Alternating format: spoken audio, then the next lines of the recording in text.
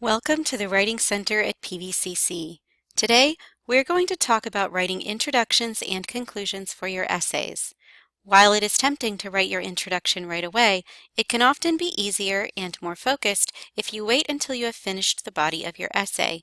Here are some tips on how to write effective introductions and conclusions. An effective introduction has three main parts. It begins with the hook, gives important background information, and ends with your thesis. Introductory paragraphs usually open with the hook, something that grabs the reader's attention or sparks their interest. There are a few ways you can do this, but don't begin with a dictionary definition. In college essays, beginning with dictionary definitions is too simplistic. One way to get the reader interested in your essay is to begin with a surprising fact or statistic, like the one shown. Just don't forget to cite any sources you use. You could also start with a striking quotation, like the one shown, then add some analysis that links the quote to your essay's thesis. Again, don't forget to cite your source. Another way to hook your readers might be to begin with a relevant anecdote. Anecdotes provide personal connections to the essay's topic that help the reader understand it more fully. After getting the reader's attention with the hook, a good introductory paragraph prepares readers for the thesis statement by giving important background information. To decide what to include in your introduction, you may want to ask yourself, what does the reader need to know about the topic? What information do I need to provide? Don't give too many details. Instead, focus on important information. Don't begin your argument yet. That will happen in the body of your essay. Think of this section as a funnel. Your background information is often somewhat broad, like the mouth of the funnel. The background information narrows until it reaches the focused thesis. The thesis is usually the last sentence of your introductory paragraph. It presents the controlling idea of the essay, responds to the argument, and contains an idea that the writer will develop or explain and support. The thesis does more than state a fact. It usually presents an arguable claim. In the example shown, the thesis tells the reader that the essay will acknowledge that a gluten-free diet is necessary for people with celiac disease, but will focus on why a gluten-free diet is not advisable for most people. When we think of the thesis as the narrow end of the funnel, the body of the essay follows this narrow focus. The conclusion may bring the focus out to the general again, but we'll talk more about that later. For more information about crafting a thesis, see the Writing Center's handout or video about developing your thesis. Finally, put each of these pieces together to form a cohesive and organized introduction. In the example introduction, the hook is an interesting fact. In the dance world, dangerous eating disorders are becoming increasingly common.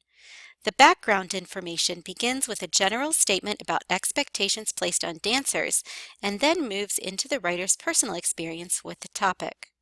Finally, the writer ends the introduction with a thesis that clearly shows readers that the essay will discuss the way that, in spite of the positive effects of dance, the cultural norm of thinness and adherence to rigid body standards, as well as specific personality traits, may lead dancers to restrict their diets in unhealthy ways.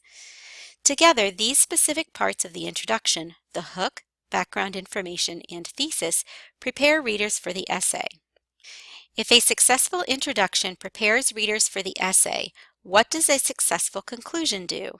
It reminds readers of the author's main points and leaves the reader with something to think about.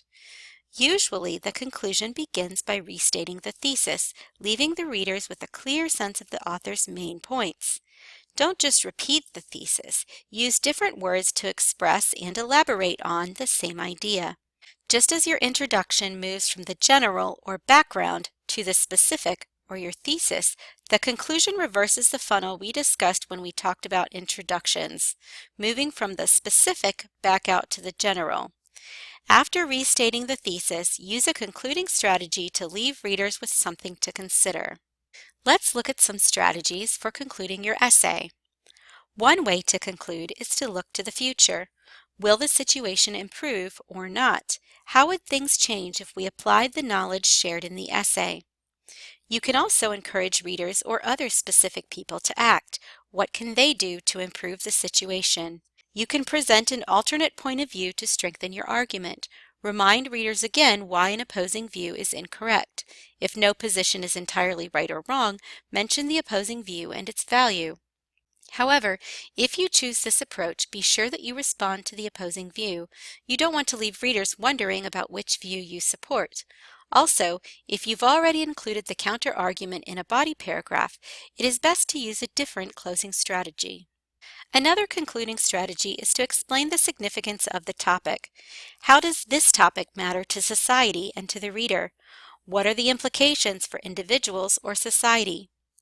You could also place the issue in a larger context, taking the reader from the focus of the essay back out to the general. Finally, it can be effective to connect the end of your conclusion to the beginning of your introduction. If you began your introduction with a question, you can answer it here. You can also remind readers of the quote, fact, or example you used to hook readers. Finish the anecdote or give an alternate ending that applies the information from the essay. This strategy is a great way of tying your introduction and conclusion together and making your essay feel more cohesive. Whichever strategy you choose, leaving readers with something to consider will help them remember your essay and ideas. Now let's put the restated thesis together with the concluding strategy for an effective conclusion. In the conclusion shown, the writer restates the thesis we saw in the example introduction before using a combination of several concluding strategies. One of these strategies is bringing things back out to the general, reversing the funnel she used in the introduction and letting readers know that norms in the dance world are improving. After that, she finishes the personal anecdote with which she began her essay, telling readers how switching studios has given her story a happier ending. Finally, she quotes her ballet teacher, "Everybody and every body is different," leaving the reader, dancer or not, with something to consider. Altogether, this conclusion leaves readers satisfied with hope for improvement, a happy ending to the story, and a thoughtful quote. If you'd like to see a tutor about improving your introductions or conclusions, call, email, or visit the Writing Center in room M617.